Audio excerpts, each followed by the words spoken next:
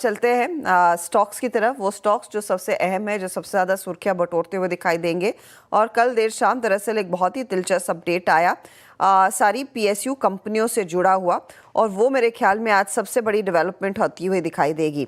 अब दरअसल दीपम की तरफ से एक अपडेट आता हुआ दिखाई दिया है, जहां पर सरकारी कंपनियों को डिविडेंड, बोनस, शेयर बायबैक और स्टॉक स्प्लिट के नियमों में कुछ बदलाव करने होंगे। अब किस तरह के बदलाव हैं और इन बदलाव के क्या मायने हैं, किन कंपनियों पर क्या इम्प्लीकेशन आएगा, यही आज सबसे बड़ी चर्चा का विषय होने वाला है मार्केट में।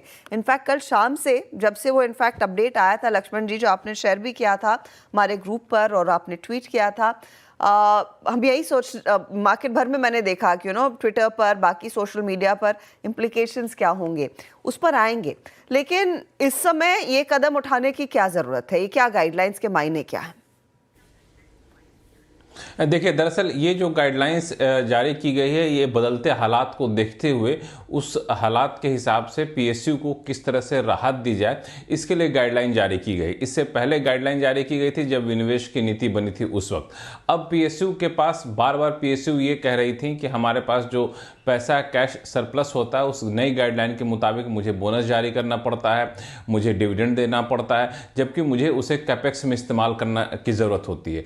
तो बार बार उनको अलग कमेटी की बैठक होती थी, उनको एग्जम्पशन दिया जाता था, लेकिन ऐसे रिक्वेस्ट इक्का दुक्का नहीं, बहुत सारे आने लगे। उसके बाद फाइनली एक बैठक करके ये किया गया, गाइडलाइन में ही क्यों ना बदलाव कर दिया जाए। अब उस गाइडलाइन में जो बदलाव किया गया है वो डिविडेंड को लेकर बदलाव किया गया है, बोनस शेयर जारी करने को लेकर बदलाव किया गया है, शेयर स्प्लिट करने को लेकर बदलाव किया गया और शेयर बायबैक करने के लिए बदलाव किया गया। संक्षिप्त में एक एक करके बता दूं सबको। सबसे बड़ी बात है डिविडेंड को लेकर के। अब ये कहा गया कि जो भी सरकारी कंपनियां हैं, अगर उनको जो है डिविडेंड देना होगा, अगर वो कम से कम 30% नेटवर्थ का, यानी पैक्ट का कम से कम 30% अगर वो मुनाफा कमाती, जिनका प्रॉफिट आफ्टर टैक्स है उसका 30%, अगर 30% मुनाफा कमाती हैं, या नेटवर्थ का 4% मुनाफा कमाती हैं, तो उन्हें डिविडेंड देना पड़ेगा। अब आप पूछेंगे इसमें राहत क्या दी गई है?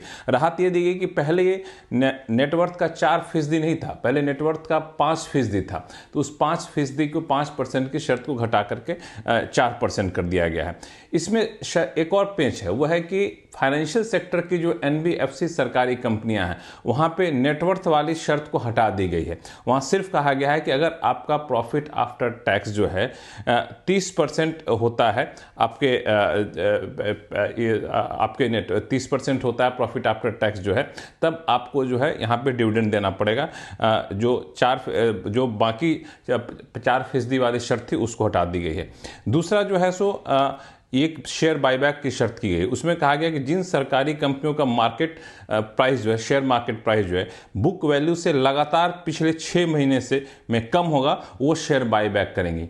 पहले 6 महीने वाली शर्त नहीं होती थी। इसी तरह से कहा गया है कि शेयर बायबैक के लिए 1500 करोड़ रुपए का कैश और के लिए बायबैक जरूरी होगा, और जो पहले 1500 करोड़ की जगह 1000 करोड़ रुपए होता था। बोनस शेयर में बदलाव किया गया और कहा गया है कंपनियों के पास अगर रिजर्व और surplus, paid up equity capital 20 गुना के बराबर या उससे ज़्यादा है, उन्हें बोनस शेयर जारी करना होगा। पहले 20 गुना की शर्त नहीं थी, पहले 10 गुना की शर्त यहाँ पर रखी गई थी। अब इसी तरह से कहा गया कि अगर लगातार 6 महीने तक शेयर की कीमत फेस वैल्यू के 150 गुना से ज़्यादा है तो शेयर स्प्लिट करना होगा।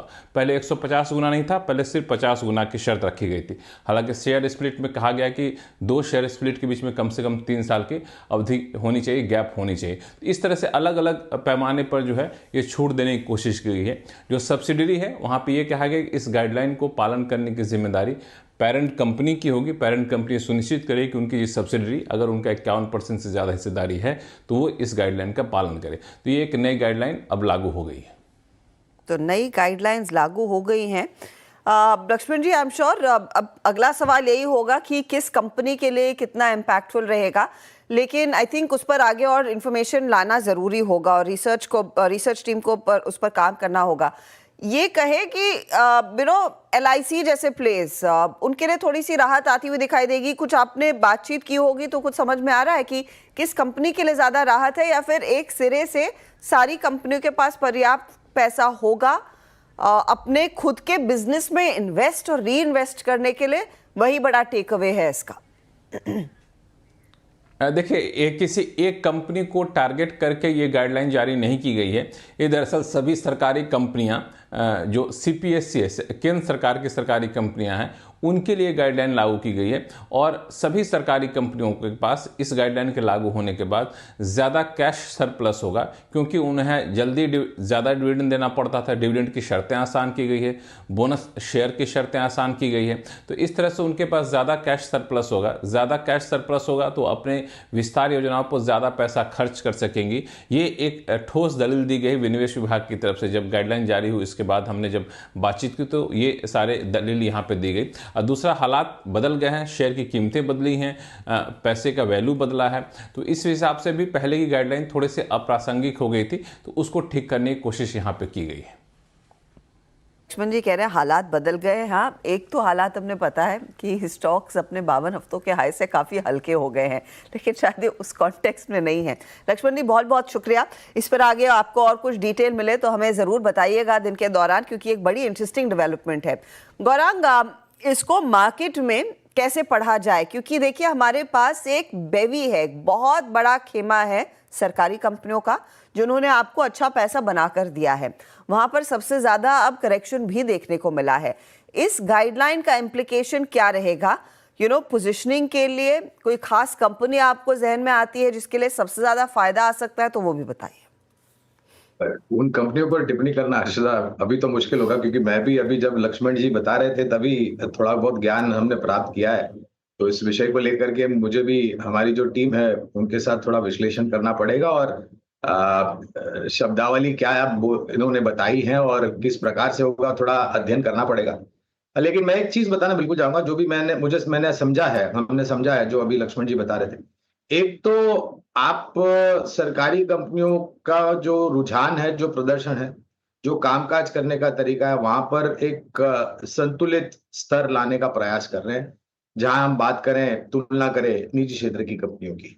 दूसरी तरफ जिस प्रकार की नीतियां पहले बनी थी और आज की तारीख में जिस प्रकार का माहौल है, तो इस प्रकार के बदलाव अभी किए और शायद आने वाले भविष्य में इस प्रकार के बदलाव किए जाएंगे, जहां पर भी सरकार को अनिवार्य लगा कि कुछ नियमों को लेकर के कठिनाई हो रही है सरकारी कंपनियों को अपने कामकाज को लेकर के आगे बढ़ाने के लिए। एक जो चीज समझ में आई है वो है कि कंपनी अब ज्यादा अपने जो रिजर्व्स हैं उसका इस्तेमाल, जैसे अभी आप बात कर रहे थे, invest and reinvest and possibly synergies जो है विथ रिस्पेक्ट टू